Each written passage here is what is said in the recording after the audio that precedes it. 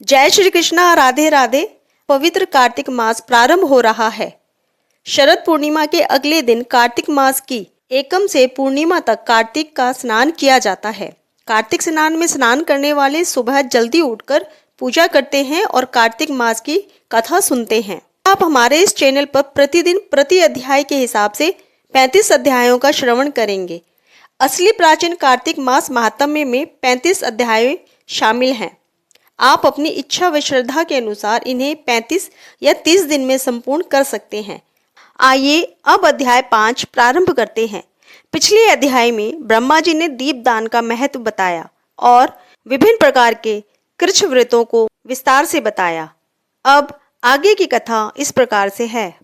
नारद जी कहने लगे कि हे ब्राह्मण, कार्तिक मास का कोई सुंदर व्रत कहिए। तब ब्रह्मा जी कहने लगे कि हे पुत्र, विधिवत जो परम पवित्र और पाप नाशक व्रत है वह सौभाग्यवती स्त्रियों को अवश्य करना चाहिए। तब नारद जी ने प्रश्न किया कि हे ब्राह्मण, उस व्रत की क्या विधि है और कब करना चाहिए। तब ब्रह्मा जी ने कहा कि हे पुत्र, तुम्हारे स्नेहवश यह है अति गुप्त कार्तिक मास का व्रत कहता हूँ, तुम सावधान होकर सुनो। अश्विन शुक्ला पूर्णमासी को प्रातः काल उठकर शौच आदि से निवृत्त होकर दंत मंजन आदि करके नदी संगम, नदी सरोवर, दबे, कुंड, कूप या घर में स्नान करें। व्रत के एक दिन पहले से सिर ना धोएं तथा व्रत वाले दिन विधि पूर्वक स्नान करके पवित्र मन से विधाता का स्मरण करें तथा व्रत का संकल्प करें और यह कहें कि हे जगत के कर्ता, आप मेरे पति की रक्षा कीजिए, मेरी संतान की वृद्धि करिए। मंत्र पढ़कर सूर्य को प्रणाम करें और सुंदर वस्त्र तथा आभूषण आदि को धारण करें। दिन के समय भोजन ना करें, ना ही जल पिएं, अर्थात भजन आदि में सारा दिन बिता दें।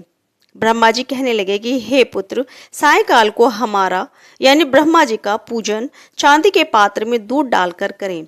सोना, चांदी, तांबा या मिट्टी की हमारी मूर्ति बनाएं, उसको लाल वस्त्र पहनाएं और विधि पूर्वक हमारा पूजन करें और चांदी के पात्र में रखे हुए दूध को सोने की मथानी से मथें।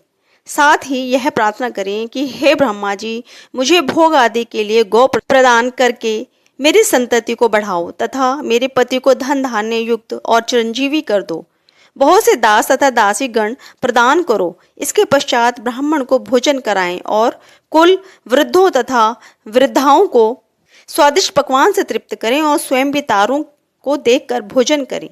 यह अश्विन शुक्ला पूर्णमासी को ब्रह्मा जी का नक्त व्रत होता है। यह व्रत सब प्रकार के पापों को नाश करने वाला, समस्त कामनाओं को पूर्ण करने वाला तथा ज्ञानी पुरुषों को मुक्ति देने वाला होता है। भगवान जप तप तथा तीर्थ स्थान से इतने प्रसन्न नहीं होते जितने इस व्रत से प्रसन्न होते हैं। जो ब्रह्मा जी के आगे इस दिन कपूर जलाता है उसको बड़े बड़े वृक्षों तथा गोदान का फल मिलता है तथा उसके कई एक कुल बैकुंठ को प्राप्त होते हैं।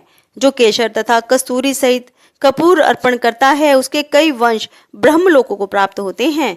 जो स्त्री इस दिन वस्त्र का दान करती है वह कपड़े के सूत्र के तारों की संख्या के बराबर करोड़ वर्ष तक बैकुंठ में वास करती है।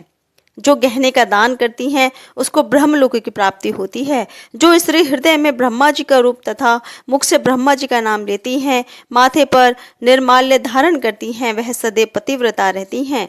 इस प्रकार अश्विन शुक्ला पूर्णमासी को स्नान, पूजन, ब्राह्मण भोजन, वृद्धजनों का पूजन करती हैं और सायंकाल को ब्रह्मा जी का पूजन करती हैं और ब्रह्मा जी से प्रार्थना करती हैं कि ब्रह्मा जी, यह व्रत मैंने आपके निमित्त किया है। इसमें यदि किसी प्रकार की कमी हो तो उसको आप पूरा कर लेना। जो कोई इस कथा को पढ़ता है अथवा सुनता है उसको भी अश्वमेध यज्ञ का फल प्राप्त होता है। इस प्रकार से कार्तिक मास महात्म्य का 5वां अध्याय संपूर्ण होता है। जय श्री कृष्णा, राधे राधे।